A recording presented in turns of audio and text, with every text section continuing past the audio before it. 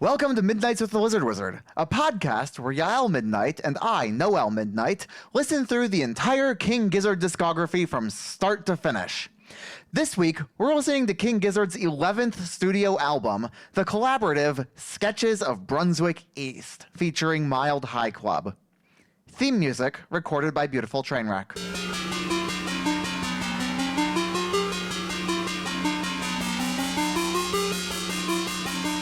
And we're back. Yael, this week we listened to Sketches of Brunswick East featuring Mild High Club, and What'd you think? I was hoping you wouldn't ask that. That's the point of the show. Yes, but up until now, I've had mostly positive things to say. And why not now? This is a middling to thumbs down for me. Really? Okay. So tell me more. Tell me why. It just didn't hit. Okay. And at no point did the record as a whole hit for me. Interesting. I guess I want to refer right away to a press release that Stu did when the record came out, where he comments, "Truly, this is impulsive music, sketches of time and place reworked and pieced together, akin to," says Stu, "sampling culture, in which old ideas are reshaped and suddenly things make sense. It was like we were continually jamming with ourselves." And let me tell you, this felt like it was just sketches that were pieced together. Interesting. I don't necessarily agree. I don't necessarily fully disagree. For me, this is a solid record, but nothing particularly exciting. I would say there are two songs on this record that I really dig. I have some guesses. Just based on what I've been singing? Yeah, I guess based on what you've been singing. I have some guesses. I'm going to go with Tezeta and The Book. Yeah, that's exactly it. Which were also the two that stuck with me on my first listen. On repeated listens, I've added a third one to my... You Can Be Your Silhouette? That's the one. Yeah. Yeah, I will say that, I don't find myself singing a bunch of this. We also have just way more instrumental tracks. There are 5 fucking instrumentals on this album. And that says something, given that there are only 13 tracks, although 3 of those instrumentals are variations on the same song. We'll get there. But it does make it a bit less of a singable record than some of the others we've had. Yeah. But I do like a lot of what they're doing here, and I do think that there's stuff in here that I will come back to. Oh, yeah, no, absolutely. There's stuff in here I'll come back to. Don't get me wrong. I am going to revisit this album over and over again because I can't fucking help myself. For me, this is this feels like it's a mood album. Sure. And my mood the past couple weeks has been anxiety. And this album is not that. You're saying that this isn't a calming influence on you? I'm saying this doesn't meet me where I'm at. Yeah, you definitely are the kind of person that when you are feeling go, anxious and really unpleasant, you need anxious, unpleasant music. Yeah, and that calms you down better than having calm music. Yeah. And this is calmer music. So have you heard Mild High Club before? I've heard Skip Tracing once. Yeah, okay. So I've heard it twice. So we should probably do an introduction and say who Mild High Club. Yeah, who that is. Yeah. So Mild High Club is the brainchild of Alex Breton, who worked very, very heavily with King Gizzard on this album. Yes. And, well, I've heard Skip Tracing twice, so I can't really say that I'm an expert on Mild High Club. No, that is so fair. I will say, I really, really, really liked Skip Tracing. That was a Yael album. It seemed like a solid record. It didn't hit me the same way it hit you, but it seems solid as hell. It's really, really fucking good. I really liked it. Again, I've only heard it twice, and now that we're doing this podcast, it feels really weird to have strong feelings about anything after only 2 listens. Yeah. Because we're giving each Giz record at least like 10 plus. I think I gave this one about 8 listens.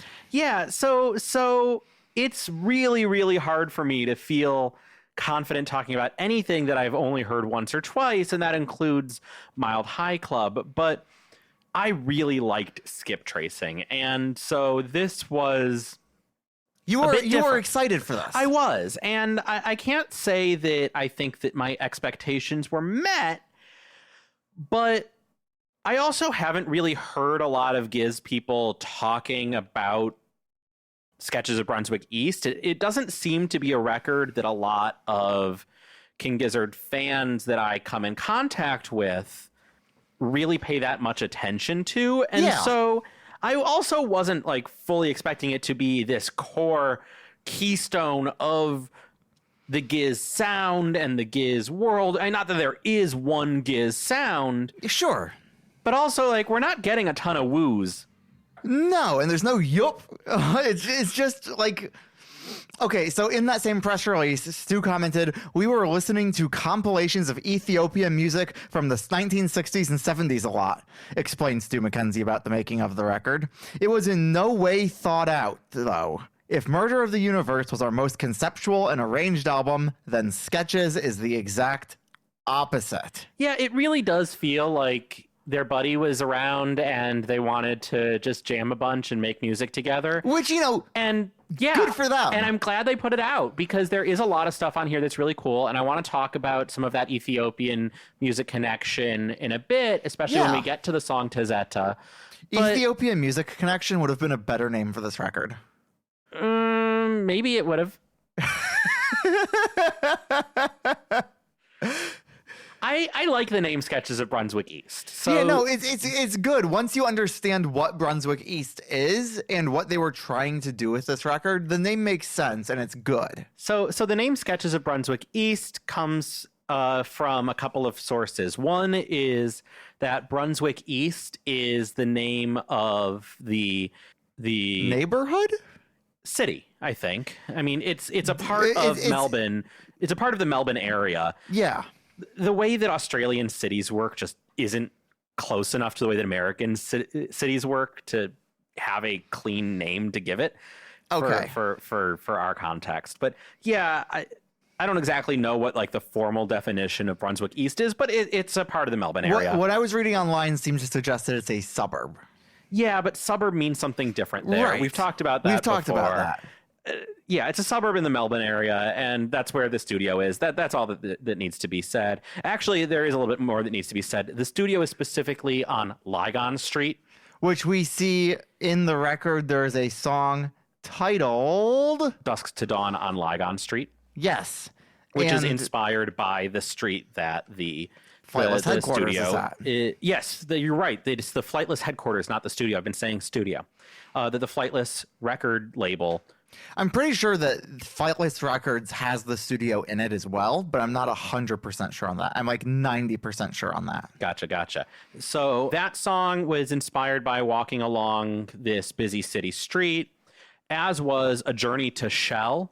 Yep. Which was inspired by a Shell gas station down the road from the Flightless headquarters. So there's a lot of geography on this record. And if you look at the cover of the record itself, what you see is the Flightless headquarters building and scenes from Lygon Street in Brunswick East. So you're saying that it's kind of a sketch of Brunswick East. I am indeed. Huh. So on top of the fact that many of the songs are specifically describing the things that are around them in this town of Brunswick East, or in this suburb of Brunswick East, we're also getting an allusion to 2 other records. The most obvious allusion is to Miles Davis's 1960 record, Sketches of Spain, one of the great jazz albums from Miles Davis. I love this album so much. It's a jazz record. It's got tinges of Spanish folk music and flamenco and European classical music. It's so good. Whereas Listen to I Sketches of Spain. have not heard this record because it doesn't have a genre that ends in core. Yeah, that's fair. It's not fair, but I know that I'm not going to get you to listen to Sketches of Spain. However, there is really nothing on Sketches of Brunswick East that sounds at all like Sketches of Spain. So you're saying it's a complete misnomer? I'm saying that the idea that they're going for is this is a kind of jazzy record and that's a kind of jazzy record, but to the extent that this is a jazzy record, it's not that kind of jazz. It is sort of an Ethiopian jazz record in a way. I'm not sure that I would say it is a jazz record, but it definitely has touches of Ethiopian jazz in it. And there is actually an Ethiopian jazz record from one of the great Ethiopian jazz artists, one of the guys that sort of originated that genre, named Mulatu Astatke. And he had an album that was released in the 90s called Sketches of Ethiopia. Oh, really? Yes. And so that album may not have been one of the ones that Stu and crew were listening to when recording Sketches of Brunswick East.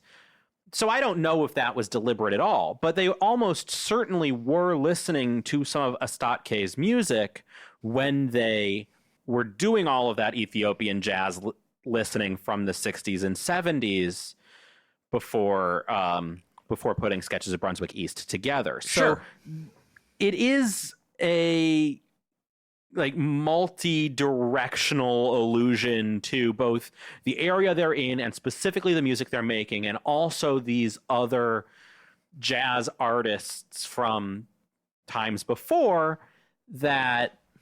I'm sorry, I believe that Sketches of Ethiopia was 2013. I said the 90s. I believe it was 2013. It doesn't matter. It's more than 10 years old, so it's all just old music. Sorry, not sorry. So yeah, there's some cool references in the name. I think it's a really good name for all of these reasons, and we do get scenes of Brunswick East, which is awesome.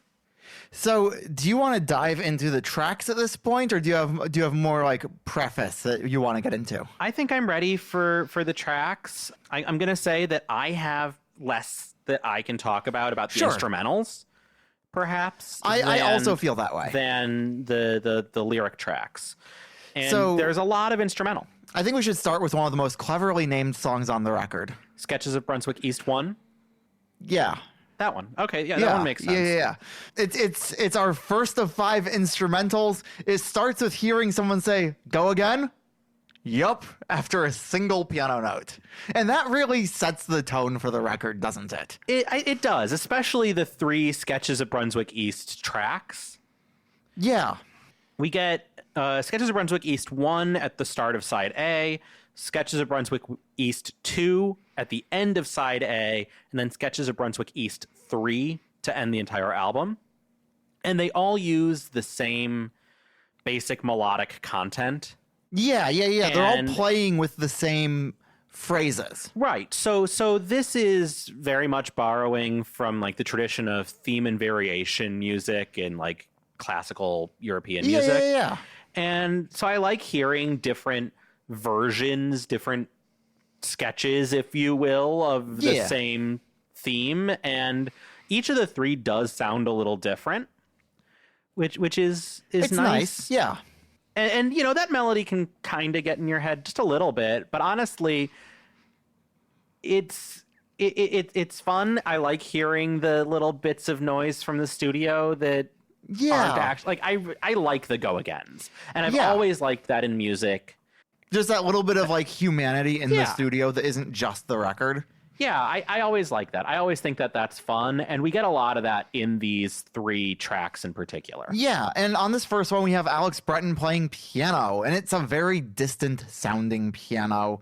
It feels really far away.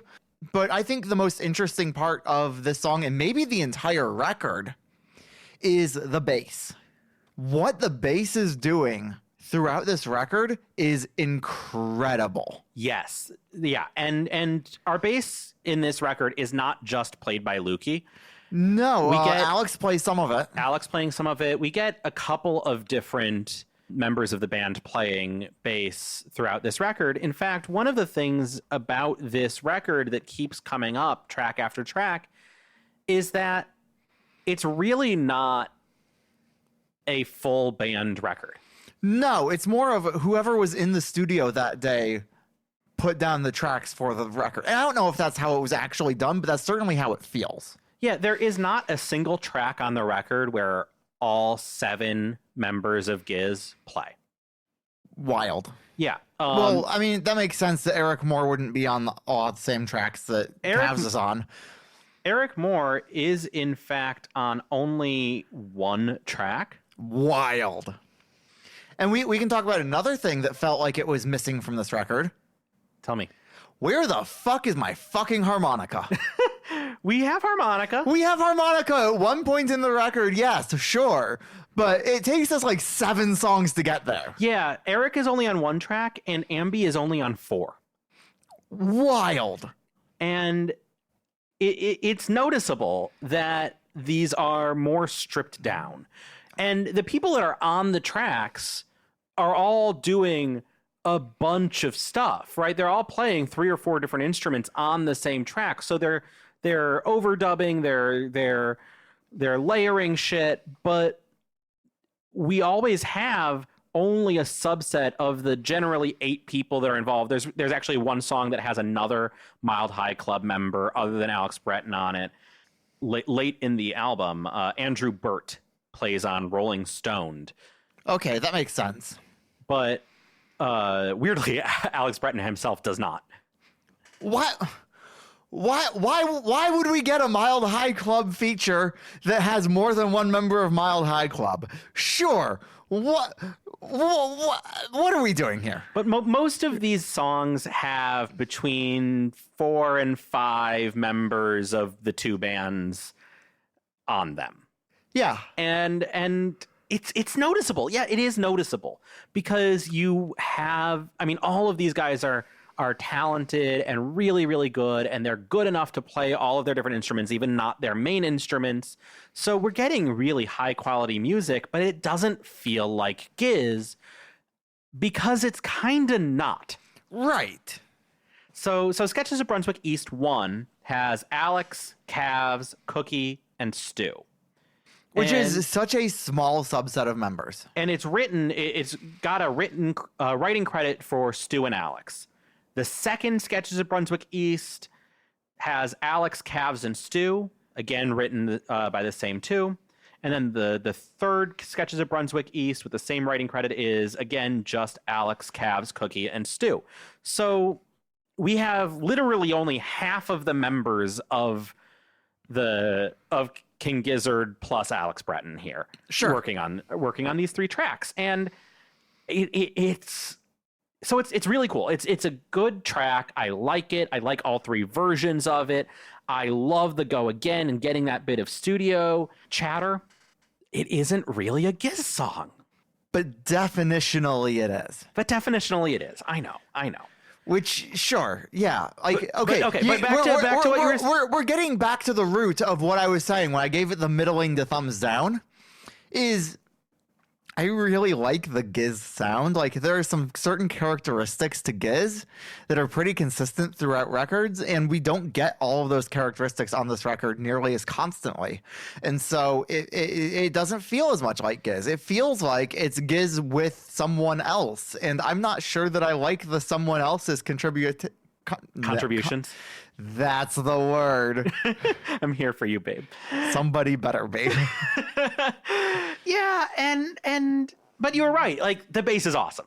The bass is fucking killer. All of the keyboard work and piano work on this record is phenomenal. I'll give Alex credit for that. And you know what we get a lot of on this record that I know that you really like, even if the record as a whole doesn't work well for you? 30-second note kick drums. I was going to go with Mellotron. Fuck! See, that was my second guess. Noelle loves the Mellotron. I adore the Mellotron. And, you know, I have a new appreciation for the Optagon, but we'll get there. We'll get there. There's a lot of cool instruments on this record. Like, there is so much that this album has going for it. Yeah. Like, if we move into Countdown. Yeah, let's move into Countdown. Right away, you see really interesting bass work from Alex, and then you get the vocals that come in. And the first thing I noticed about the vocals is that they are tightly doubled.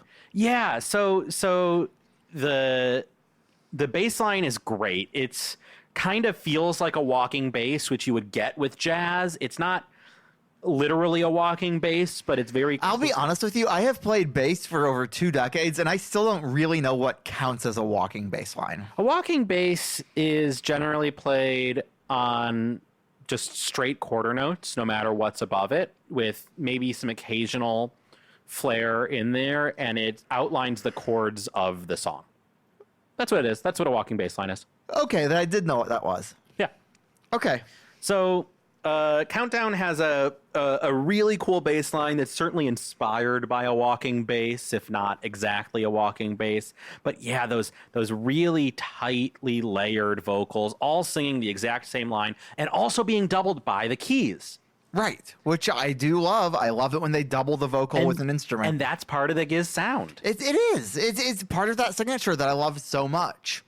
The other thing that's part of the Giz signature sound that we do get on this track is wah guitar. We get a lot of like fairly clean wah guitar going on, especially on muted strings. And that's always really fun. Also very gizzy. Yeah, it's very dynamic. And at this point, I'm thinking, oh, this is certainly jazzier than anything they've done before. Yeah, like, the drums are way jazzier than anything we got on Quarters, which was their jazziest record to date. Right. And we get a lot more like instrumental solos that aren't just the guitar. Let's talk about this fucking electric piano solo. Okay, so this is one of the wildest things on this record, and one of the wildest things. So if you've listened to this show, you know that I always talk about the panning. If you listen to this show, you know that we love the panning. They take this to the next level. I did not notice this until last night. And you want to know why? I know why you didn't. Because I haven't been listening to it on headphones. Because you haven't been listening to it on headphones. Because this record is one that we've been listening to largely on vinyl or on the soundbar. And I've told you a couple days ago, hey, make sure you listen to this record on headphones. And so I did. I went out of my way. Oh, yeah. And because specifically I knew about Countdown, and I knew that you were not going to pick up on that until you put in your earbuds. Yeah, AirPods. I was listening. Your earbuds. Until you put your dogs on. Yeah. I got that dog in me. Oh, I know. I was listening to it last night while I was sitting at work, and all of a sudden this keyboard solo came in, and I love this piano solo. It's fast, it's fun, it's so technical. But we haven't actually said what happened. What it is. And then it just starts panning, and I take a second, and I sit back in my chair, and I'm like, oh, that's why y'all told me to listen with headphones. So what they do is that every single note is panned alternately left and right. Which full is left fucked up. and full right. So every next note is in a different ear. I've never heard anything like it. Have you heard anything ever like that? Yes, I have, but not frequently. Okay. It is so wild. My exact quote in my notes is, the panning on the solo is incredible and sickening. It's so weird to listen to. It's jarring. It's great. I love it. It's but one of the best decisions on the record. Listener, we have a problem. There is a leaf blower that is, well, I guess, would you call a person who is doing leaf blowing a leaf blower? Yeah, there's a leaf blower who's leaf blowing with a leaf blower. Okay, yeah. Right outside our window, and it's very possible that you're going to hear that. And if you don't hear that, if I listen to the final recording and it's not in there, I'm going to delete the segment. But presumably you're going to be hearing that, and we're sorry, but we kind of have to just keep recording. We kind of have to just keep recording. And that's fine, because I have something I want to talk about, which is this is a rare song. Tell me. This is an exceptionally rare song because Michael has a writing credit. Yeah. This is Stu, Alex, and Cavs all have writing credits on this. For this song, Alex, Cavs, Lucas, and Stu are all credited with playing the song. But weirdly, Alex is on bass.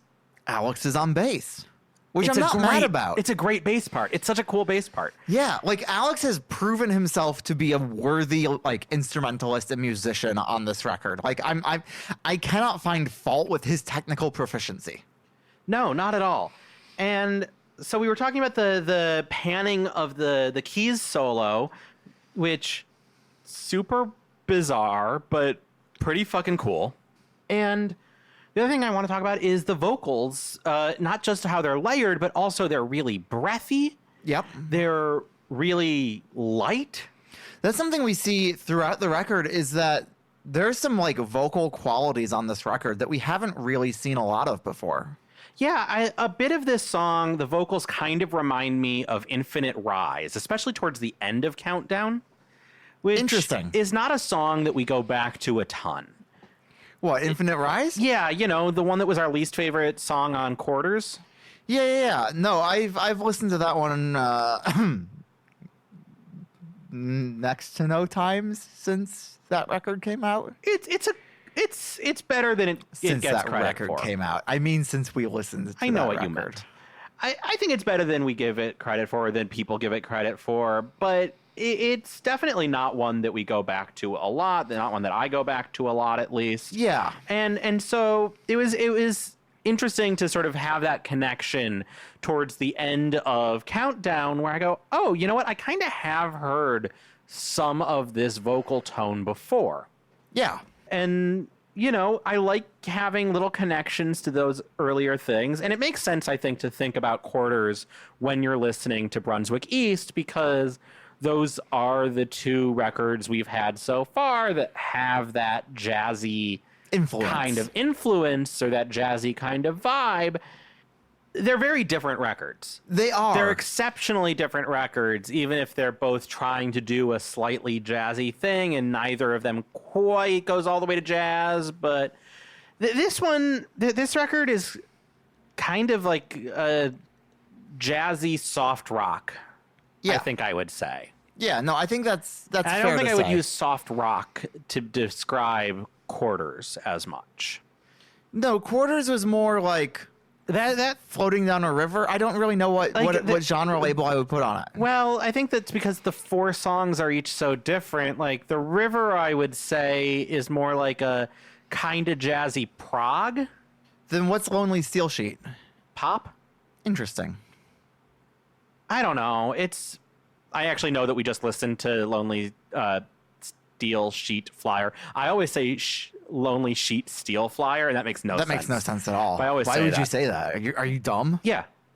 Yeah. Asked yes. and answered. Can we talk about the lyrics for a second?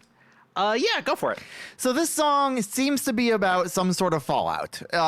It's really unclear what specifically has happened, but there are lyrics like "rabble remain where they were green." So like talking about how like everything's fallen apart and the green is gone, and the lyric "humanity staring at me" suggests that this is something that we did as people. So whether it's environmental or warfare or whatever, something happened that incited a D-Day? A D-Day incident. Yeah, I think this is this entire album, or at least a lot of this album, has some environmental themes.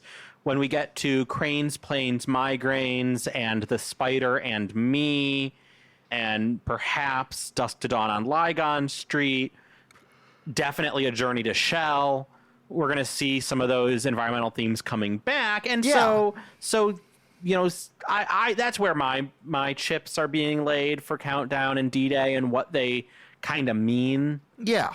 But It's pretty easy to listen to this record and not really get a clear sense of Oh, I understand what's meaning. happening now.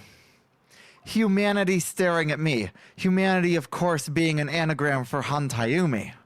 This is what happened after the murder of the universe, is we've got all of this destruction. There's no greenery left except for the vomit. And so that's what happened. The murder of the universe is what happened. I do not agree.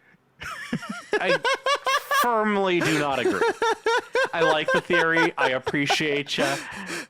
Like, absolutely not. Gizverse. No. I'll back that up. I'll back up my opinion with a different ridiculous Gizverse theory that I have. Oh, shit. Let's go. But not yet. We have to get later on in the album fuck. for it. Okay. Well, You know what else I like about Countdown, though? What do you like about Countdown? That jazzy organ sound. And they don't have a Jazzy jazz organ organ. sound. It might be any number of the different kinds of keyboard or like Mellotron sample instrument. Yeah, there's a thousand ways to get a jazzy keyboard sound. Me to tell, but they've got a jazzy organ sound that I just love in this. It's definitely more of a, I don't know. There's a lot of time signature changes as well in Countdown. And man, this is a band that has really just leaned into time signatures. yeah, which is wild given how long it took them to start, and then they haven't stopped. Right. I know that I'm expecting that on our next album we're going to get more of that. A lot more of that. What do you mean expecting? It's Polygon Dwanaland. Yeah, I mean that's what I'm saying is I know the whole thing. I know that that's what the thing is, but I also like haven't listened to it, so I don't know. Yeah, But I know. Yeah. You don't know, but you know. It's just like saying, "Oh, I bet Petro Dragonic has some time signature stuff going on." Fuck off. You know it does. Well, I didn't until the other day. Well, we've seen the graphic now. There's a music video for Countdown. There is. I watched it, and you know what I thought about it? What? This is way better than the similar concept that we saw at the Animation Film Festival a few weeks ago. Yeah, no, this really felt like a short film that we could have seen at Sea Slug Animation Festival here in Seattle, which is a really fun movie festival that they've now put on twice. We just went to the Furious Edition, the second year that they've put on and Sea Slug at the Seattle International Film Festival. The way that the festival is structured is that there's a ton of short films and a few select features. And so you just get all of these short, like 3 to 5 minute long animation, like clippings. And from all sorts of different styles of animation. Yeah, so like some of them are just, they've painted on actual film negatives.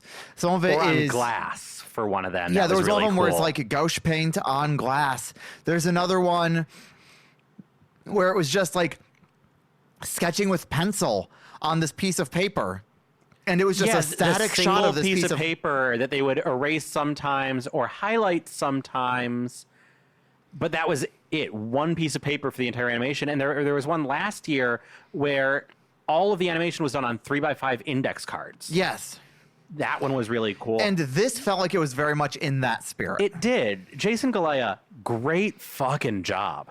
And did you see Jason's book? I really wish I had Jason's book. Yeah, Jason released a book that is all of the animations, all of the stills, all the frames, from the Countdown music video.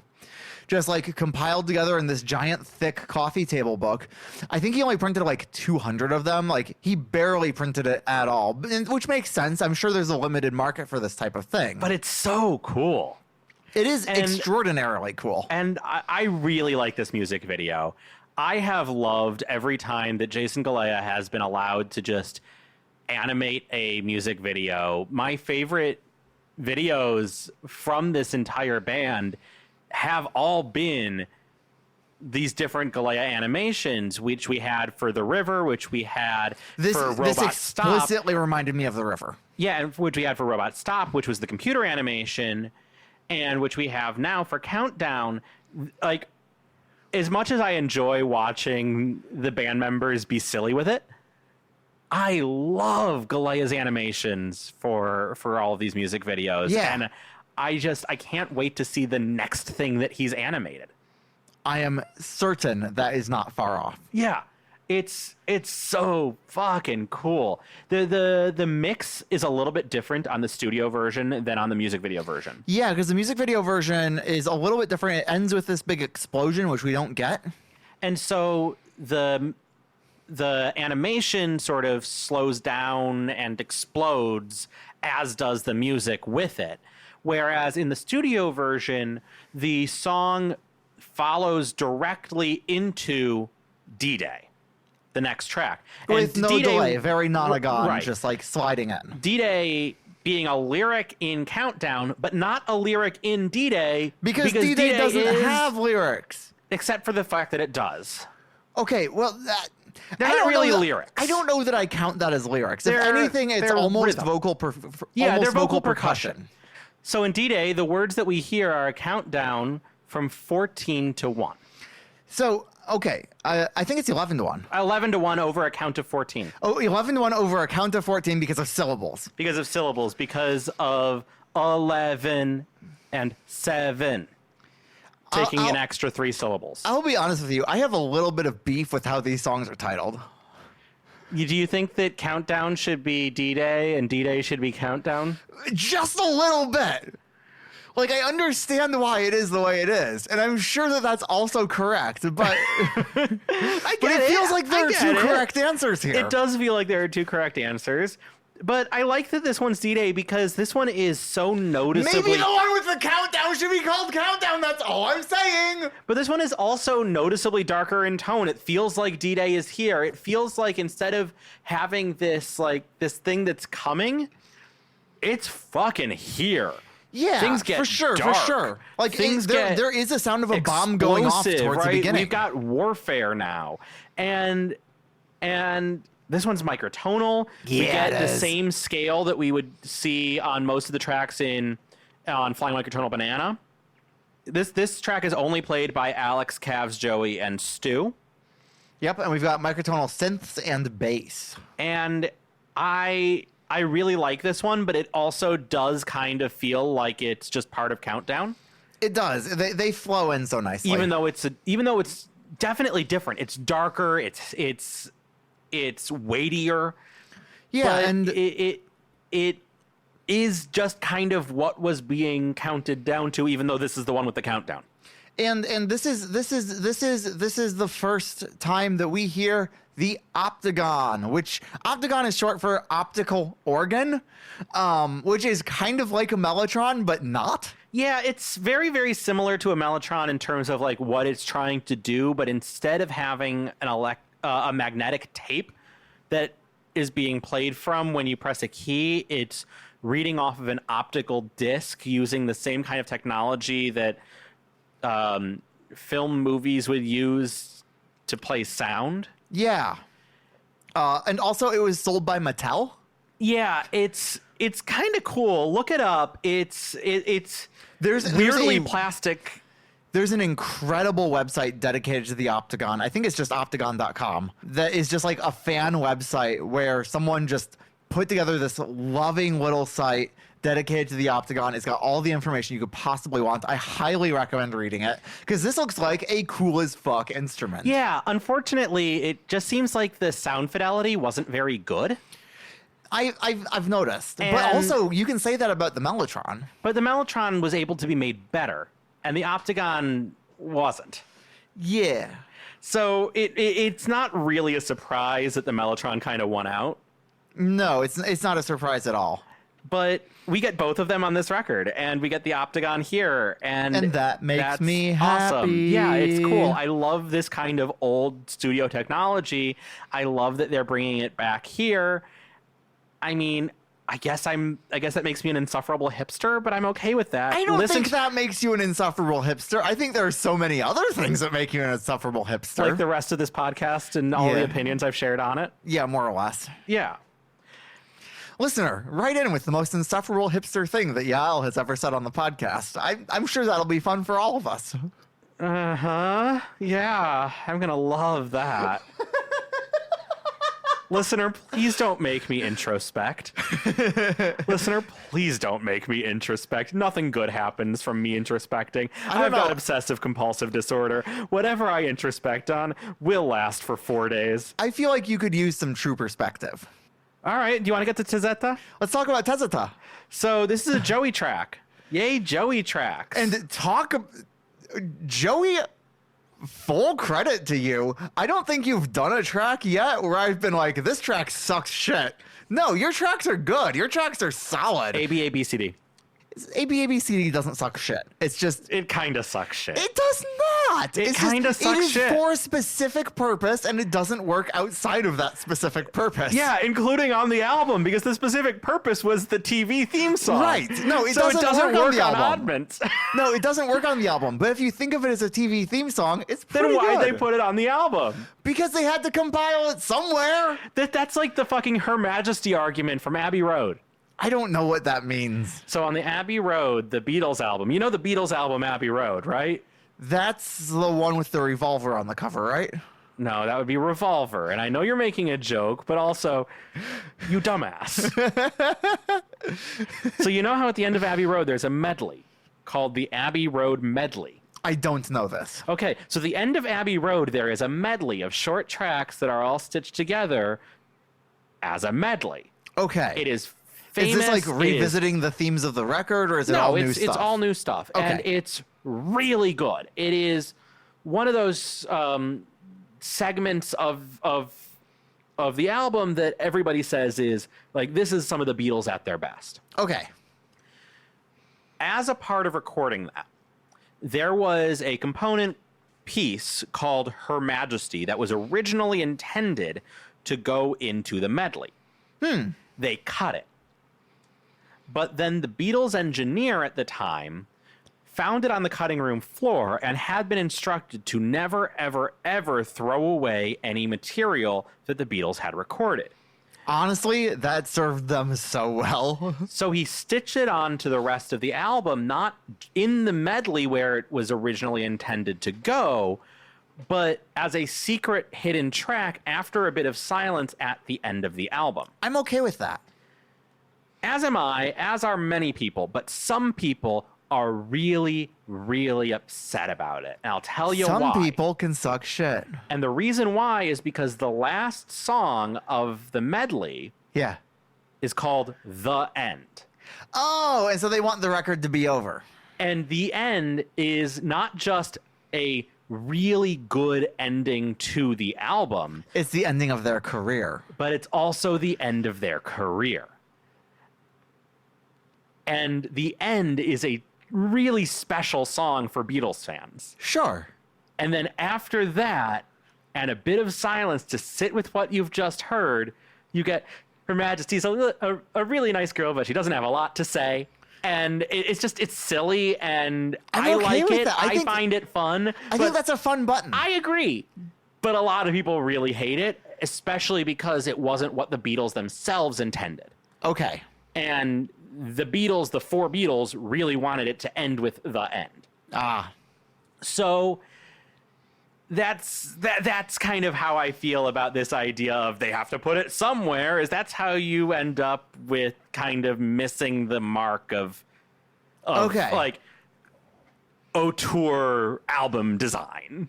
But like Oddments was never trying to be an auteur album. It was always a collection of Oddments. There we go. That's the word. Yeah, so it's fine, but like, okay, Joey, not your best track, but Tezeta. Tezeta. Is it Tezeta or Tezeta? Because in the record, it sounds like they're saying Tezeta. I mean, they say it so distinct, each syllable. Tezeta. Yeah. Tezeta. So I'm trying to just really use that Tezeta. That's kind of how I'm trying to say it. Okay, I'm putting the emphasis on the ta at the end. It's an Ethiopian word. How are we supposed to know how to pronounce it? I mean, probably by like listening to somebody who speaks Amharic saying the word, which I have not done. So no research for this podcast. I did research into Tezeta. I just don't know how to pronounce it.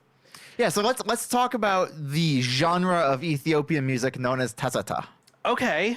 that feels like you're handing the ball to me. I am handing the ball to you because I'll be honest with you, I didn't do this research because I knew that you would. You dick. Well, what do you expect from me? Exactly that. That's exactly what I expect from How you. long have you been doing this show? Since November? Earlier. Yeah. That's long enough for you to have learned your lesson. Since September. Yeah. Oh, was it September? Yeah. Oh, okay. Yeah, I did learn my lesson because I did the research. Of course I did. So Tizita is... It's a few different things. It's a genre. It's a scale. Yeah, it's mostly a genre and a scale. Okay. And it's also just the name of a bunch of songs in this genre that use this scale. It's also just like a word that means a thing. Yeah, it's all of these things. So Tizita is normally spelled Tizita when I find it in reference to a scale. Okay. Or a musical style. So this, of course, the original languages that this is written in don't use the Latin alphabet, so are not written in Sure. any of these spellings.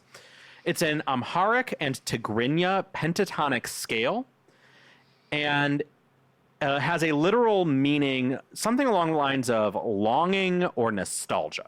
Right. It's not a word that seems to translate really well into English. If you speak Portuguese, then saudade is a translation that seems to fit better than anything we have in English. Saudade is also a word that I've heard is very, very challenging to translate into English. Sure. But it's a kind of like, nostalgic longing for something that was... It means return. Yeah. But also it has connotation that doesn't fit with the word return. Okay. If you say the word return, I don't think about longing or nostalgia. Oh, I absolutely do. No. You're thinking of return with a V. Yeah, that's what I'm saying. Okay. Yeah. Yeah, maybe. Yeah. I legitimately thought you were using just like the normal English non-meme word return. I feel you now. Yeah. I feel you now. I wish you would. And... So there are two versions of the Tizita scale. One is the major, and that one actually is equivalent note-wise to our Western major pentatonic. Okay. The minor Tizita, which I believe is what we get here, is a minor pentatonic scale, but it's not actually the same as our minor pentatonic. If you take our major pentatonic or the major Tizita and you flatten the third and the sixth, okay, you get the Tizita. And so this is a scale that is used and a kind of song that is used in Amharic and Tigrinya music to be very emotionally evocative and have this sort of longing, nostalgic quality to it. So it's the same as like saying, oh, a minor scale is sad. This scale is nostalgic. Yeah. But it's also just like a kind of folk music that uses that scale for that effect. Sure, yeah. So there's a long history of songs in this Tizita style being titled Tezita. Okay. And so this follows in that tradition. Right. And so Mulatu Estatke, who I mentioned earlier, has songs called has a song called Tezita Parens Nostalgia. Okay. Which is a lyric that we get in the King Gizzard Tezita. Right. Nostalgia. But when I've listened to one of these albums by Mulatu Estatke, the one that is called Tezita Nostalgia is not really very similar at all to two sketches of Brunswick East's Tezita, but the song after it actually is quite a bit more similar. Sure, of course. And is Why also not? a Tezita song. So Tezita songs can sound like a lot of different things. Sure, But and sometimes they they use have this kind of scale and have that kind of connotation. Yeah. So the sort of golden age of Tizita music was in the 70s, but then that kind of music was also banned by the dictatorship, the Derg dictatorship that overthrew the Ethiopian monarchy. And for the remainder of the Derg control of Ethiopia, most of the musicians that would play it would flee or have to stay underground. So there has been a resurgence of Tizita music after the fall of the Derg regime. Interesting. So this is, in some ways, a Tizita song. And it follows on pretty directly from D-Day. We have, again, a pretty smooth transition. And we get, for the first time in King Giz's career, a glass marimba. Yeah. And what a joy. It's such a joy. It kind of also references Ethiopian music. Mulatu Astatke, his main instrument was the vibraphone. Oh, was it really? Yeah. Well, that's cool. Okay. So, they're not using a vibraphone, but they're using a fairly similar percussive melodic instrument. Right. And I like to think that that's deliberate. That is very fun. I like that. Yeah. And I know that we see glass marimba again on this record later on. I will admit I cheated and I looked at the instruments used on Polygon Dwanaland. I wanted to know if there were any microtonal sections, because I know that might throw Emma. Sure. We're expecting to have a guest on Polygon Dwanaland. Yeah. And I saw that there was glass marimba on Polygon Dwanaland. So we are seeing King Gizzard expand their tool set. Yeah, it's great to see all of these different instruments. This is a really lush arrangement. I really love the vocal arrangements on here. God, the vocals are so good. But we also have a different vocal on here. Yeah, it's Joey. Not just Joey. I mean, I also like having the Joey vocal, but we also have an appearance from our good old friend, Hantayumi. Now, did you recognize that initially? I didn't recognize that until I looked at the Genius lyrics page 7 times into listening to this record. Unfortunately, for me, it had been spoiled. I knew that Hantayumi was on this track. Okay. And so when I heard it, I did recognize it, but I don't think I would have had I not known. I think it's so easy to listen to this record and not realize that these lines are from Cyborg Hantayumi. Right. And it's a weird appearance. He says, "Come here, girl," and "Come here, boy," and "I am true perspective," and most interestingly to me, "I am that which I am." As a response to the question, "Are you God?" Yeah. And so he's just quoting Exodus 3:14. Yes. So Hantayumi, whose lines are all doubled by human vocals in this sort of jazz fusion-y voice. All the sung lines, yeah. Yeah, it's awesome. It's really cool. It creates this super interesting vocal effect that's completely different from the other human vocals and the Hantayumi very robotic voice that we heard on Murder. Right. I love these vocals. One of the things that really distinctifies Hantayumi's voice is that there's no sustain. Every word is just the length of the word. Right. And so when you get to "I am true perspective," you have in the background Hantayumi going, "I am true perspective," and then you have Joey over top of it singing, "I am true I don't have the notes. Yeah, and the same with "I am that which I am." So it's again so easy to miss that it's Hantayumi, but also just a completely different timbre from anything that we've heard. So it rocks. It fucking rocks. I want to talk a little bit more about the lyrics here, because at one point Joey exclaims, "Everything that lives and dies is a hologram. Nothing is as real as that." And to me, this reads like post-Murder of the Universe. Do you agree? No, I think it's pre-Murder of the Universe. Wild. Because Murder of the Universe, he fucking dies. Does Hantayumi die? Yes. Oh. Okay, so this must be pre-murder. Yeah. But also, there are other humans in this one. It's interesting. And Hantayumi was the last human. That is weird. So again, has to be pre-Murder of the Universe. I thought it was Hantayumi having recreated stuff after the Murder of the Universe. I mean, that could be. And having recreated stuff, positioning himself as God. He's definitely positioning himself as God, right? He is collecting followers. "Come here, girl," and "Come here, boy," and telling them essentially to worship him. Yeah, and he comes in and he goes, this my altered plan, which is an explicit reference to Murder of the Universe. And that's part of what makes you think this takes place afterwards, is he's altered his plan. He no longer has the plan to die, but his plan is this, remembrance.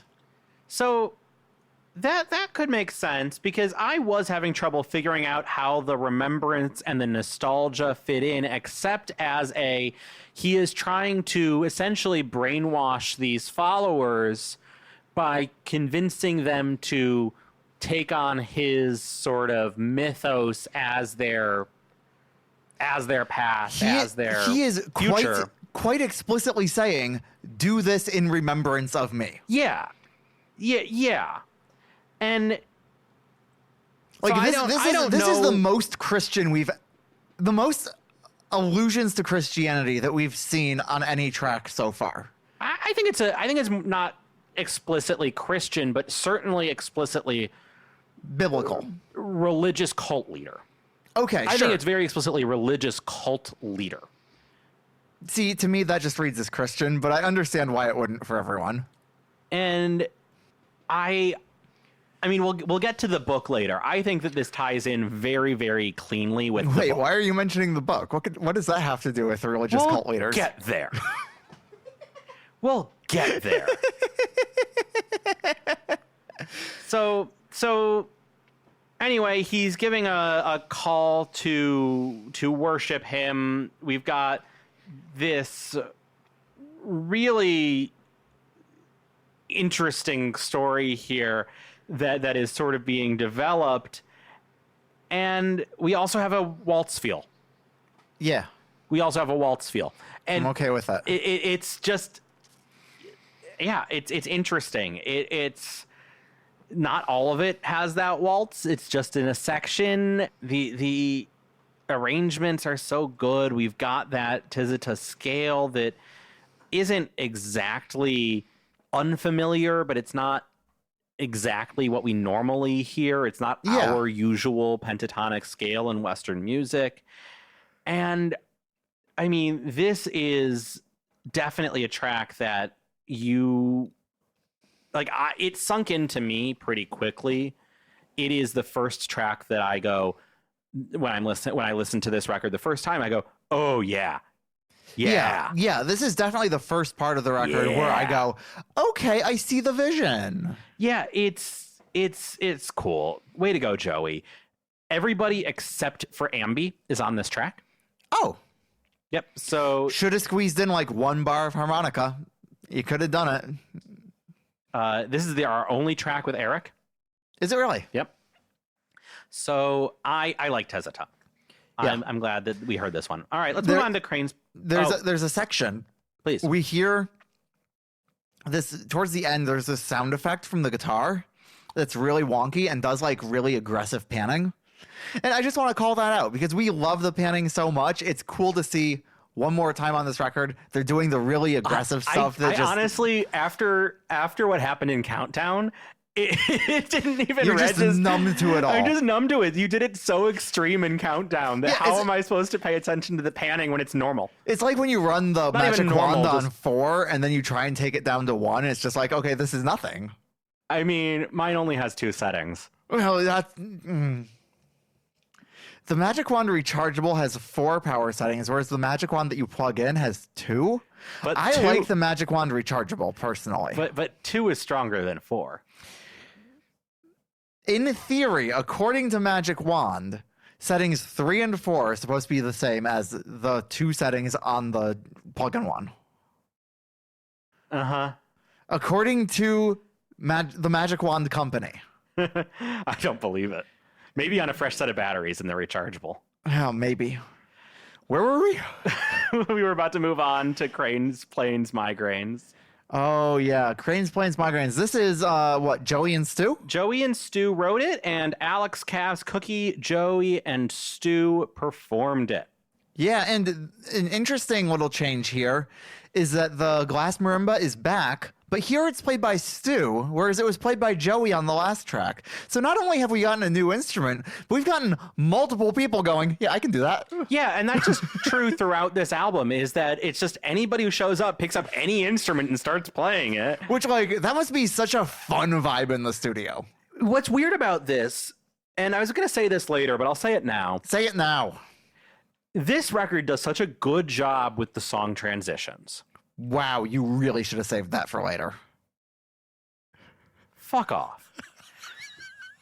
I think that this album does a good job with the song transitions. It's really smooth. It's not trying to do Nonagon, but it has a similar vibe of you can just keep listening from one track to the next and not really pay that close attention to the gaps between them for at least a couple of different sets of more than 2 songs in a row. It is once again an album that works best as an album, which we keep seeing from King Giz. But what's weird about this one is that must have been so hard to do when each track has a completely different set of people on it. Yeah, like that's good engineering right there. That's because what that is. Nonagon, at least in theory, you can just keep playing into the next song. Right. I wonder if that's why they don't perform these songs very much.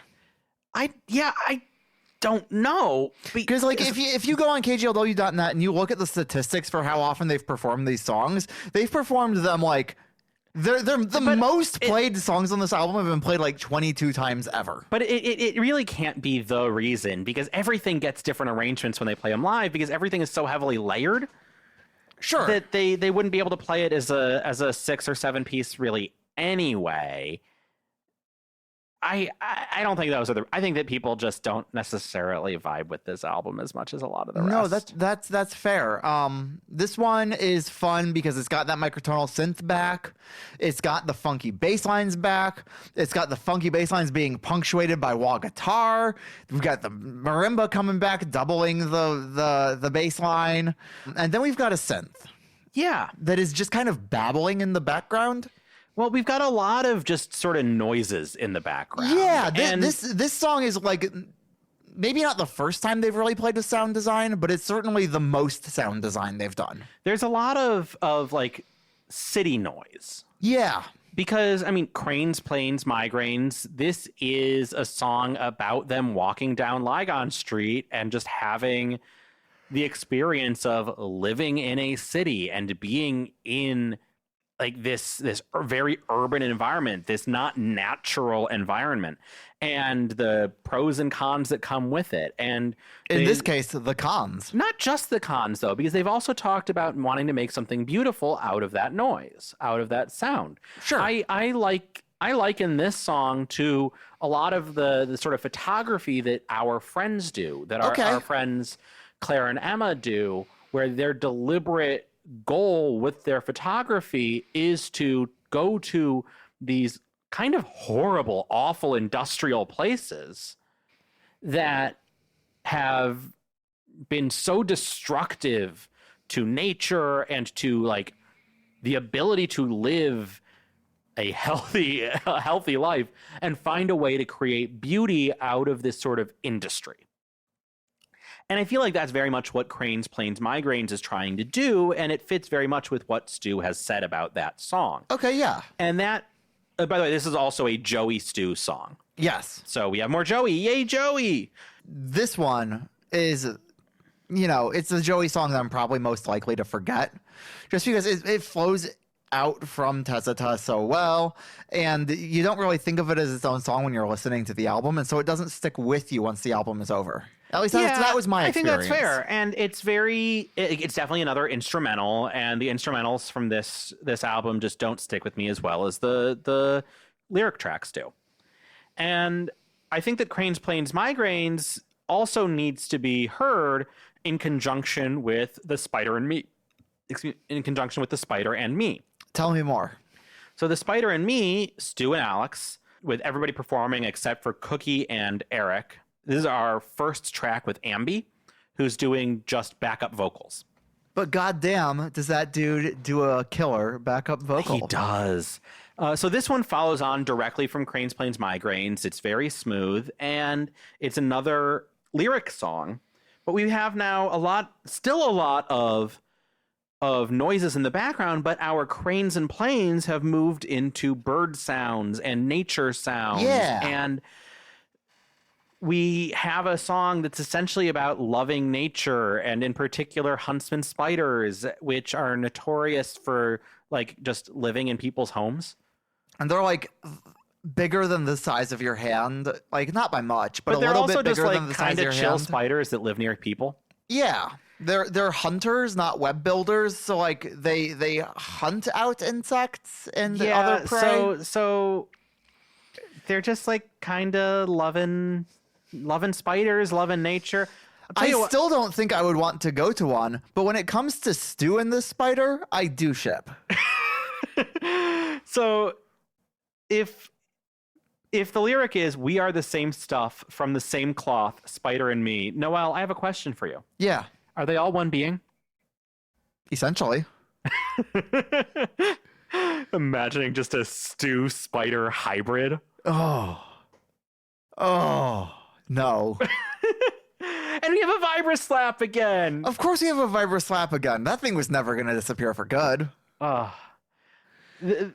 We get bird and nature sounds to end the song, and we actually have like a solid end to the song for the first time in a while. I think one of the interesting lyrics in the song is Stu kind of asks, "Is it so weird to like a spider if you like nature?" Is that so weird? Is that a crime? Were people telling you not to like spiders, Stu? Because like I don't particularly love spiders, but I've got nothing against people that do. There's a lot of cultural pressure to not like spiders, I feel like. I don't like spiders, but I'm not mad at Stu for liking spiders. No, not at all. I say go for it, Stu. Yeah. Stu, do your thing. Do you? Do your 8-legged thing. I don't give a shit. I mean, really, it's the 10-legged. It's the beast with 10 legs. 2 backs, 10 legs. Cavs is credited on the song with playing drum kit 1 and drum kit 2. Where the fuck is Eric? But we also have more Mellotron. Just be happy for the Mellotron. I'm always happy for the Mellotron. Don't get me wrong. I'm always happy for the goddamn Mellotron. But I'm so confused as to why they have 2 drum kits and put calves on both of them. I guess it was probably easier in the studio to just crank them all out in a day and call it done. I think Eric might have just been busy with record label stuff. Probably. And I'm sure that that's a theme that will come back eventually. Yeah, it's a good song. I think it's really necessary to hear Cranes, Planes, Migraines in conjunction with The Spider and Me, because we've got one that's like trying to find the beauty in the city and the urban life, which is hard. And then just like, I love nature so much that I want to fuck a spider. I don't think he quite says that. No. I'm just saying that it doesn't seem like he's working as hard to love the spider as he is to love the cranes and the planes. Sketches of Brunswick East 2? We already talked a lot about like the 3 sketches. The thing that I want to... Anything specific to this one, yeah. Yeah, the thing I want to talk about right away is this is the track that really showcases the Optagon. If you want to know what an Optagon sounds like, listen to the intro of this track. That section that feels like distant, like an old radio performance, that's the Optagon. Yeah, to me it kind of feels like an old movie projector after the film ends and it winds down. Yeah.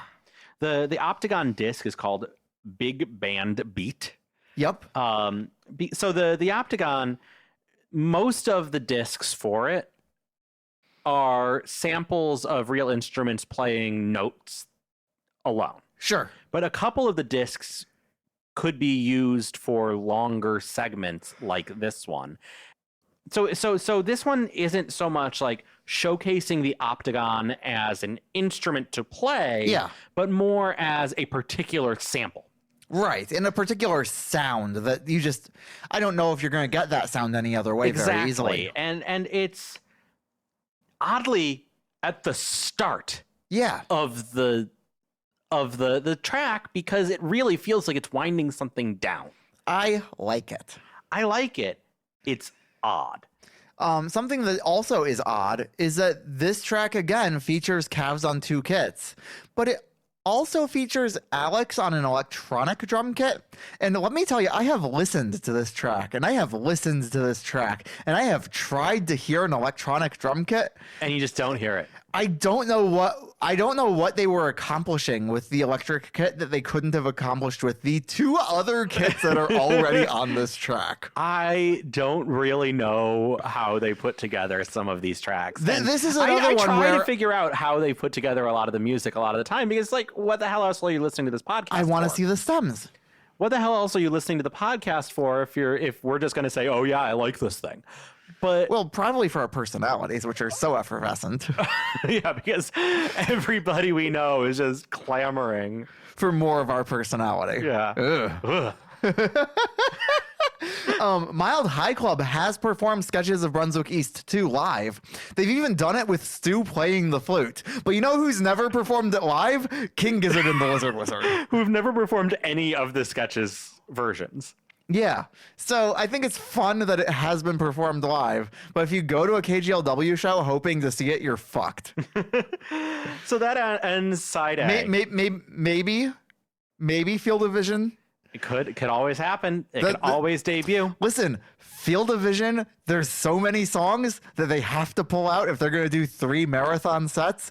And maybe they really need to dive deep in their catalog this time. Maybe it's time to pull out Dusk to Dawn on Lygon Street. Dusk to Dawn on Lygon Street. We have a cookie track. Cookie track.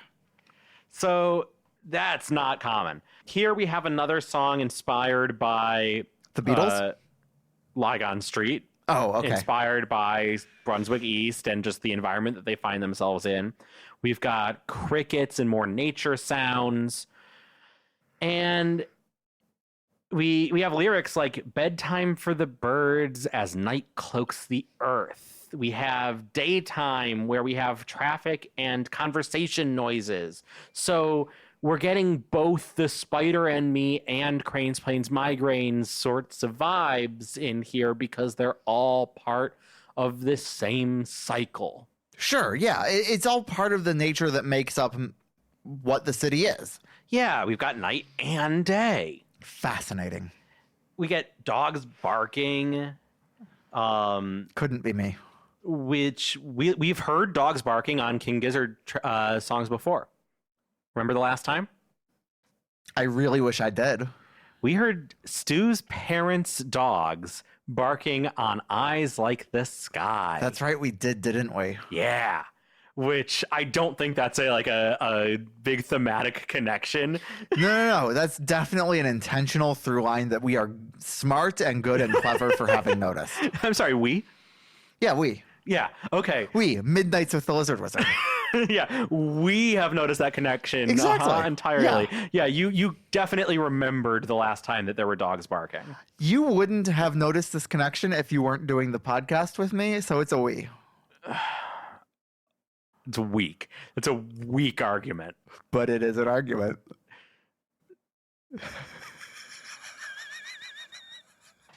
Are you proud of yourself? We have fun. There's a bunch of cool bass shit on this track. The bass on this album is so good. Would you know what's special about the bass on this track?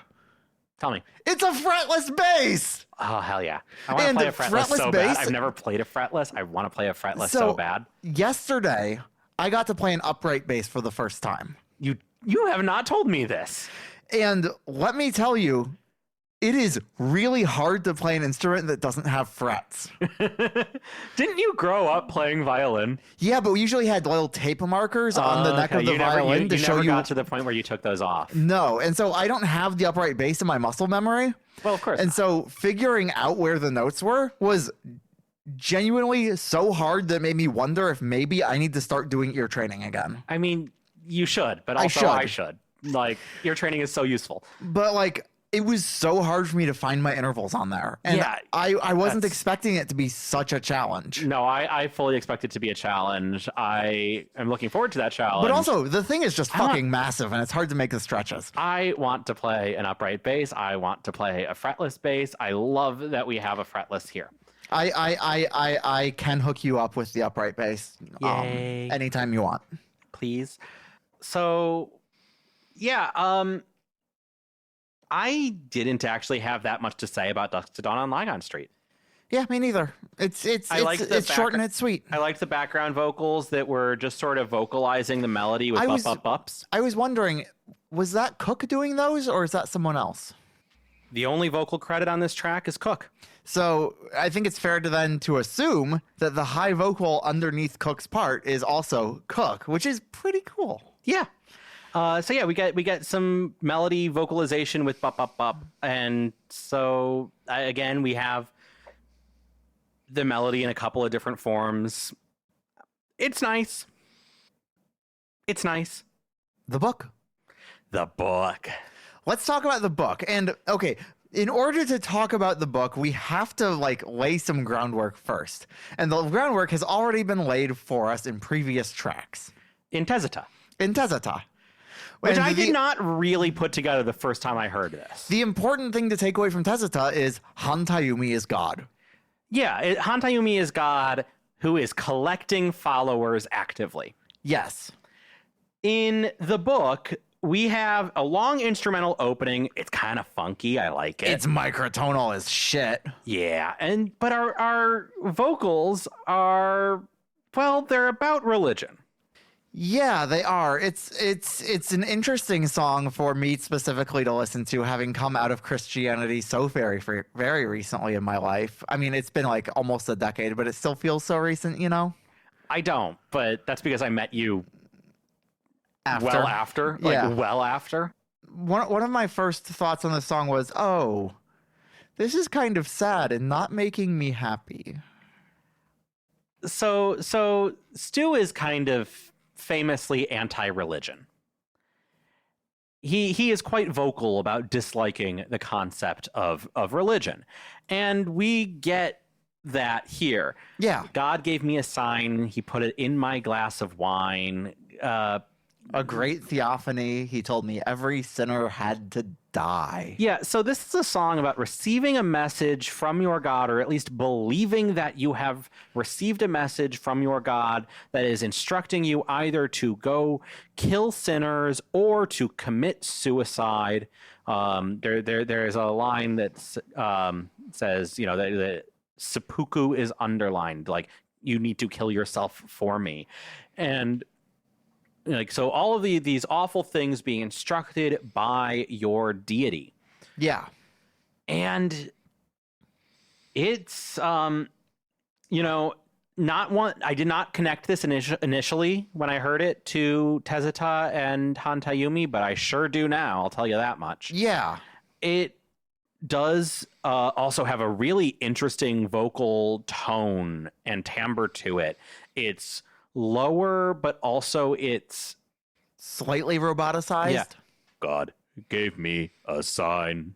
Yeah. He put it in my glass of wine. It's also very staccato. It's very distinct, which even though it's not the Hantayumi robotic voice, it does kind of recall that sort of no decay voice of Hantayumi, which I think is probably deliberate. Yeah, and it feels intentional. Trying to get us to connect Hantayumi with the book, even though the actual narrator of the book is one of the followers, not Hantayumi himself. Yeah, it's about how religion and prophecy and evangelism are all awful things. That's what the book is about. Yeah. And there's so much in this track that works for me. There's a section where they've got the Mellotron playing a flute patch. Yes, and I love a Mellotron flute that in doubles particular. These aren't fables between pages. Yes. And that is so good. It's so brilliantly executed, and it works so well, and it just makes me happy to hear. Which I know I said that the song wasn't making me happy. I've changed my mind. The production choices on this song make me so happy. This was definitely the song that I was most excited to hear your take on because of your history with the church. Yeah, and we can talk about that a little bit. The idea of God giving you a sign in a dream and then running with it and you going, like it or not, I live by the book. It feels very much like what the elders in my church growing up would have done. It follows their approach pretty closely, where it's just stubbornness and a refusal to interact with anything in good faith. Which is just not my experience in religion personally, which I'm non-religious, non-believing Jewish. And that's just not how I've ever had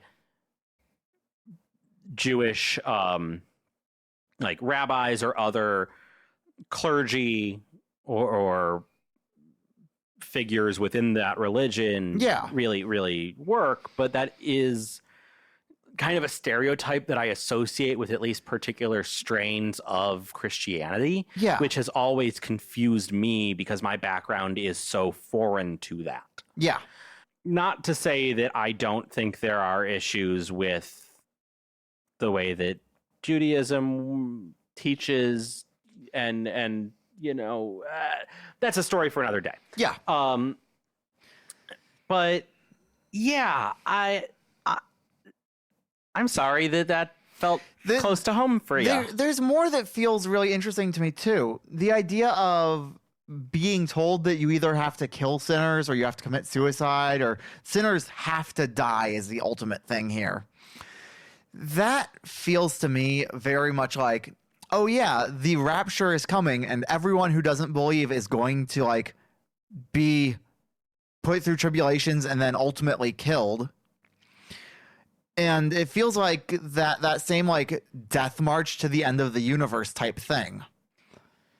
That we see playing out right now on a global scale. See, what's wild to me is that simultaneously, first of all, I really like this song. Yeah, it's a great song. Secondly, it almost feels so heightened that it's to the point of parody. And to me, it feels like it's fake. That like, yeah, nobody actually acts this way. Nobody actually believes shit like this. Nobody would see a sign in a glass of wine and take that as I need to go kill people. But also, like, I know that is a kind of thing that happens. Right. But it's hard for me to take it seriously in some ways because it feels so... And, like, I know that's the point of the song, is to make it so obviously stupid that you cannot miss the fact that this is, you know, that he's saying this is evil. We have a similar scale to what's used on some of Flying Like a Eternal Banana, but it's been altered actually a little bit.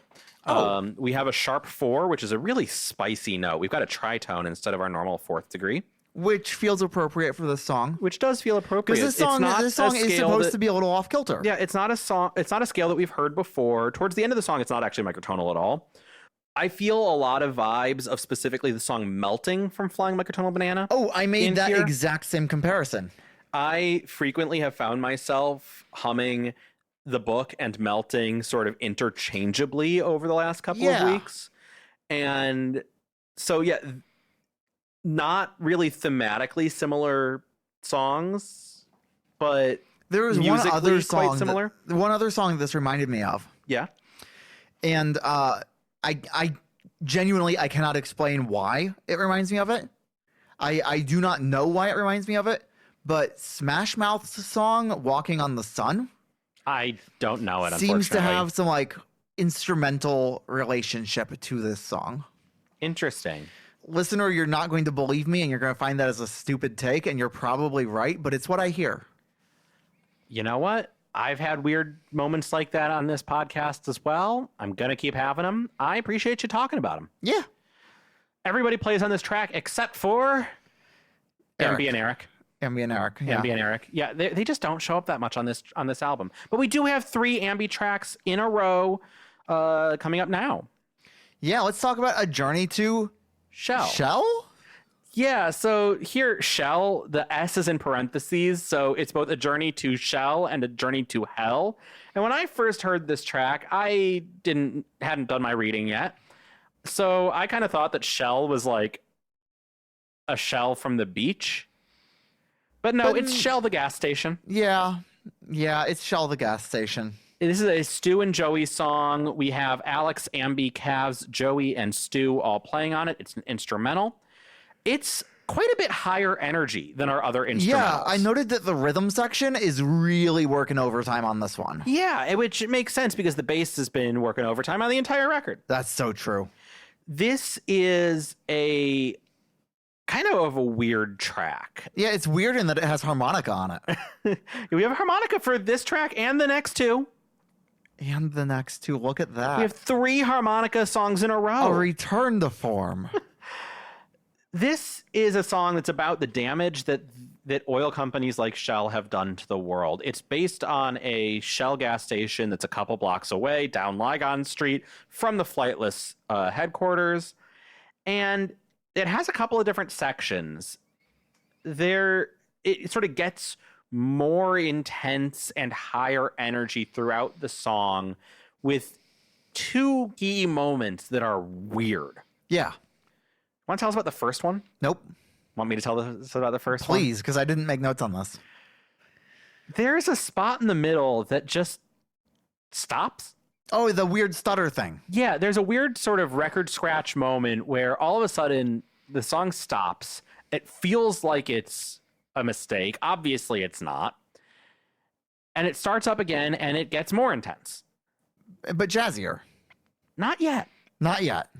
Later in the song, after it's gotten kind of chaotic and dark, towards the end of the song, it suddenly changes, very, very suddenly, to this kind of loungy waiting room music. Which I like. Is how I describe it. I love some good music. And yeah, it's kind of music-y. And to me, it feels like with this being a journey to Shell, a journey to hell, this kind of feels like Hell's waiting room.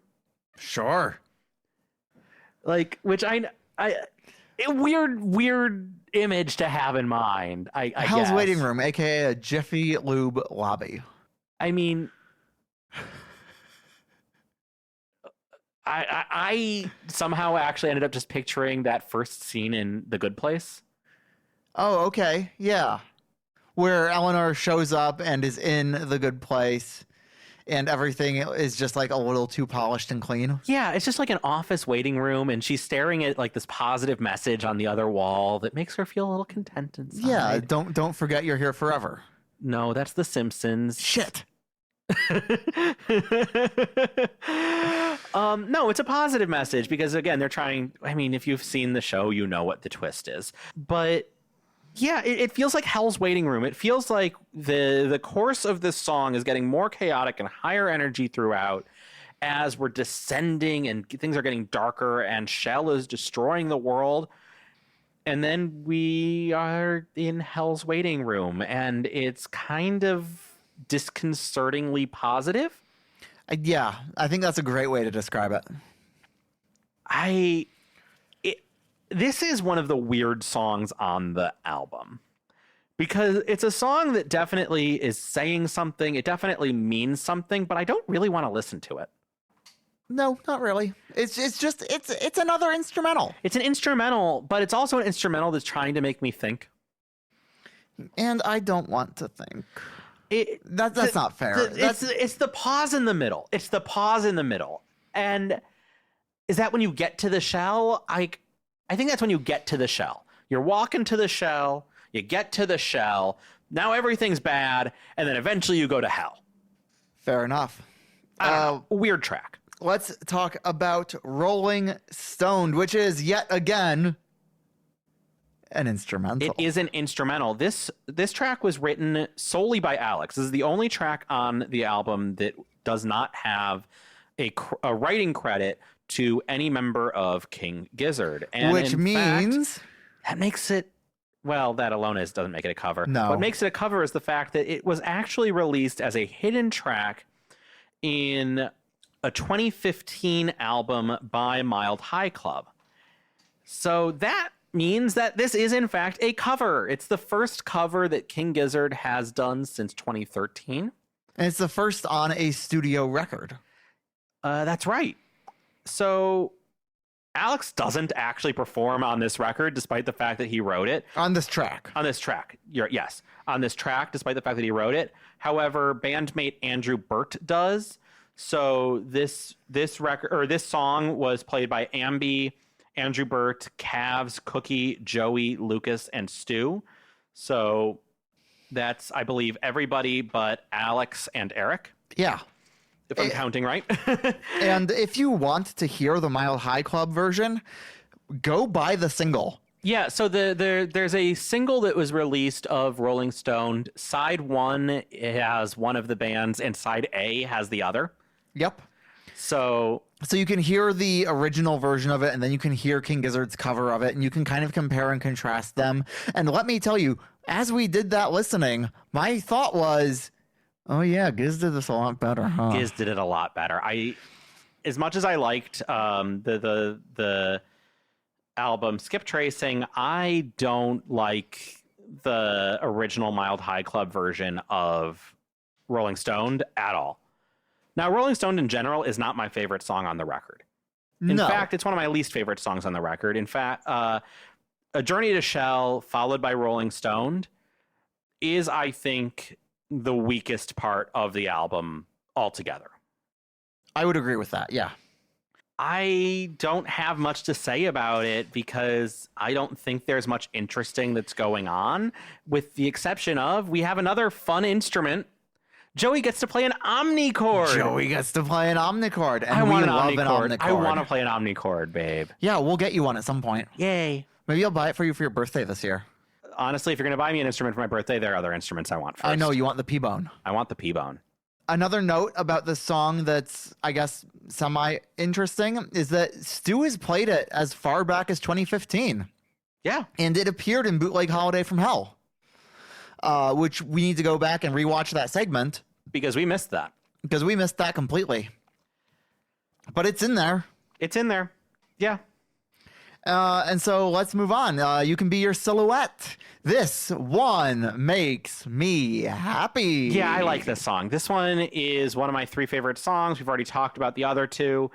This is a Stu written track. Alex, Ambi, Cavs, Joey, and Stu perform on it. I know it's not necessarily great radio to describe who's playing on each song, but because it's so few of the band members for each one, it feels notable. It feels important to say who's actually involved. Yeah.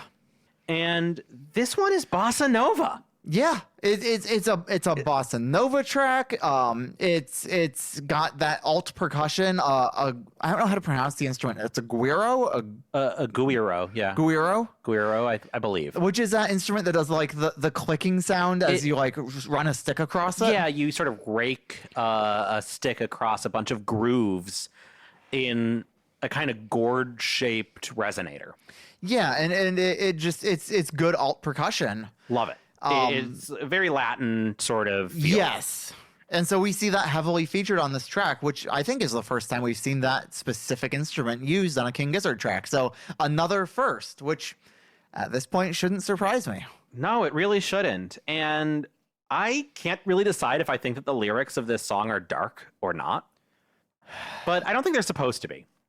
No, because I think what I got away from it, what I took away from the song was, hey, be aware of your surroundings and you might stop being so sad, dummy. Yeah, it's kind of a self-help song. Hey, like, I can help you feel better about yourself. There is a kind of stretch that I could make saying this is one of the things that Han Tayumi is telling people to get them to follow him. So but I don't think that it's necessarily meant to do that. Stu commented in a live show that the lyrics are about describing the process of becoming the person you want to be, as well as finding strength and comfort within the here and now.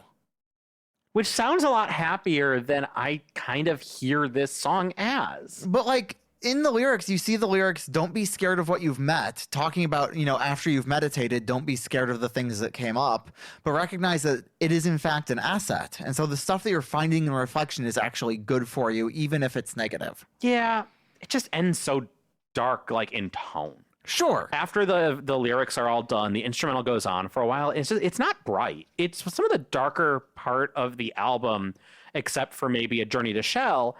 And because it's such a bright album, it makes it feel even darker than it is. Right. And so it's a good track. And I think it's a positive track, but it kind of feels foreboding to me, and I haven't been able to shake that feeling when I listen to it. Yeah, I would say it might even be five-boding. I mean, to be honest.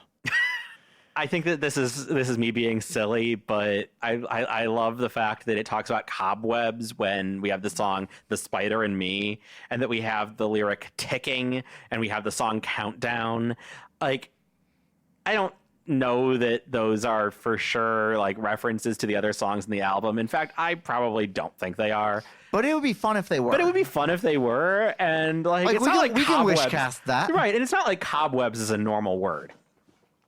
I mean, it kind of is. It's not a word that you always use. It's more common than lugubrious.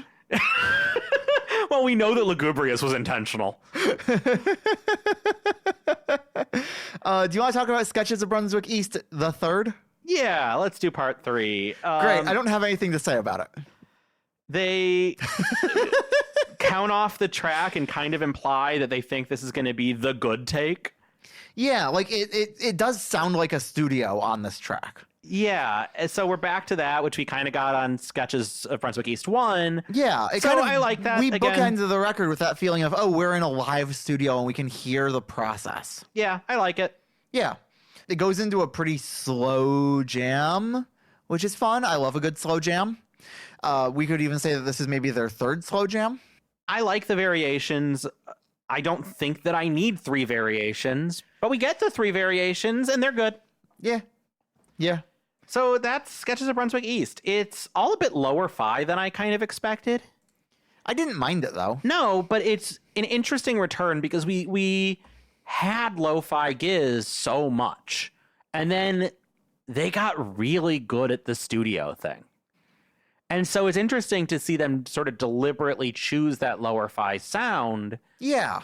After they've moved away from it. It's not as overproduced. It feels more like it was just kind of put together. Which it was, so yay. Yeah. Like, it even feels like we get a little bit of the spring reverb back, which they used to use a lot of and haven't in a while. Sure. So it's not an early Giz album in genre. It's not an early Giz album in like lyrical content. It's not an early Giz album in really any way, shape, or form, except kind of it is. Yeah. And I appreciate it for that. Yeah. So, Yael. Yeah? What have you been listening to? Well, I do want to mention one other song first. Oh, sure. We can. Oh, that's right. Yes, let's talk about one other song first. So we mentioned that Rolling Stone was a cover. And their first cover since 2013. But I don't remember having covered a 2013 cover on this podcast. No, I don't think we did. I think in fact, if there were such a thing, it may have flown under our radar. Yeah, it was not on my spreadsheet, but thanks to the good folks at kglw.net. Thank you, Timeland is Wacky. We found out about Lean Woman Blues, which is a cover of a T-Rex song that King Gizzard put together in the Float Along Fill Your Lungs era. Yeah, and it's a pretty faithful cover. It's a pretty faithful cover. It sounds pretty similar to the T-Rex version. It's got a kind of Float Along Fill Your Lungs vibe to it. Yeah, it's nice. It's not special. I don't have much to say about it. No. But, you know, our goal on this show is to cover as much Giz as possible. And so if we're missing something, we want to go back to it. Yeah, so that's one where if you haven't heard of it, look it up. Run back. Find it on YouTube. It's on YouTube. It is on YouTube. There is no, as far as I can tell, like, release of it. Yeah, formal release of it. But it was on the band's SoundCloud at one point. Yes, and that, I think, kind of makes it an official cover because they released it as a thing for you to download. Yeah. And it's no longer on their SoundCloud, but it has been re-uploaded to YouTube. Motherfucker said SoundCloud. SoundCloud. SoundCloud. So what else have you been listening to? What else have I been listening to this week? Honestly, this week has been pretty weird. I'm sure Noelle will mention this when it's her turn, but it's been a busy week, and we're actually recording this Sketches podcast later than we normally would. Yeah, we're half a week late on this because we just haven't had enough time to really get in our heads. I've been busy at work. Noelle's been busy at work. So It's the end of your quarter. It's rushing into showtime for me. Yeah, so haven't been listening to as much as I normally would want to, but I think that what I want to talk about is that I've been trying to have Noelle show me some ska. Yeah, let's talk about ska. So we had tickets to go to a Bad Time Records show, and unfortunately, we were not feeling up to going to that show, given all that aforementioned, we've been so fucking busy. Yeah. And so fucking tired.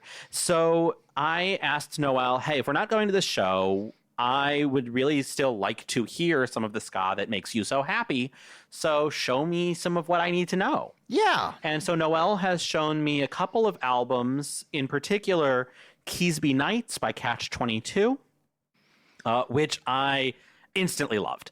It's so good. If you don't know Keysby Nights, if you have this picture in your head of what ska is, and it's just like this like pop punk with horns, Keysby Nights is not that.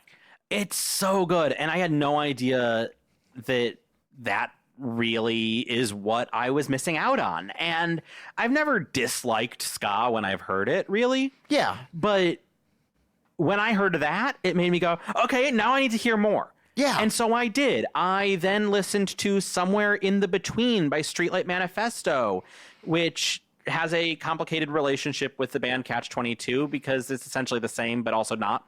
Yeah. And that album was also really fucking great. And so now I'm asking Streetlight, when's the next album gonna come out? And Streetlight is the opposite of King Gizzard. Streetlight promises you an album and then never delivers it for a decade. So, and we're waiting. It's been, I think it was since 2013 we've been waiting. And they keep promising another record. The most recent update was we're not playing any more shows until we release the record. And they've announced shows in June. But then they just released announced a new show and said, hey, yeah, new info on the record coming soon. God damn it. So that's what I have to say I've listened to. Yeah. And what I've been listening to has been much less interesting. I've been spending a lot of long days at work with my coworkers around where I've been playing a lot of music over the PA just as work music. And so I'm constantly struggling to figure out what can I play that is palatable to the average coworker that is also interesting enough to be worth listening to. And so this week I revisited the discographies of both Billie Eilish and Olivia Rodrigo. I love Billie, and I do really like Olivia Rodrigo, but I love Billie. Billie went over smashingly. Everyone loves Billie, even happier than ever. And Olivia sparked a lot of good conversation. I like Guts a lot. Guts is a very good record. It's better than Sour. I don't love Sour. I really like Guts. Yeah. So that's what I've been listening to, is I've just been finding palatable music and playing that around my coworkers.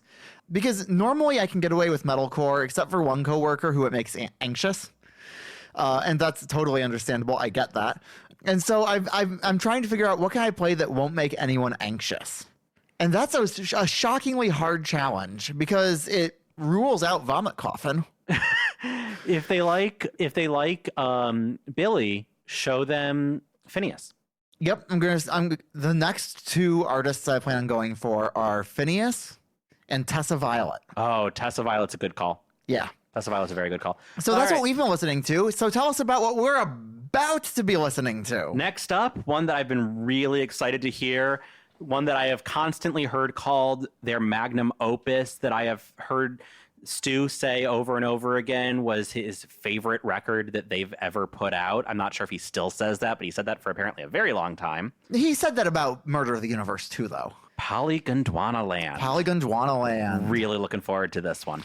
This is the one where they play with time signatures a lot, and I really don't know anything else besides that they like play with time signatures and polymeters a lot. So I'm really excited to see how that manifests. And I have realized that I might be too dumb to talk about that record on my own. So we have enlisted our girlfriend, who is a drummer. Wait, your girlfriend? My girlfriend? Well, my girlfriend. My girlfriend. My girlfriend. Our good friend Emma will be joining us. to talk about the record from a drummer's perspective. And I think that's going to be a lot of fun. So tune in 2 weeks as we talk about Polygon Dwana Land. Bye, y'all.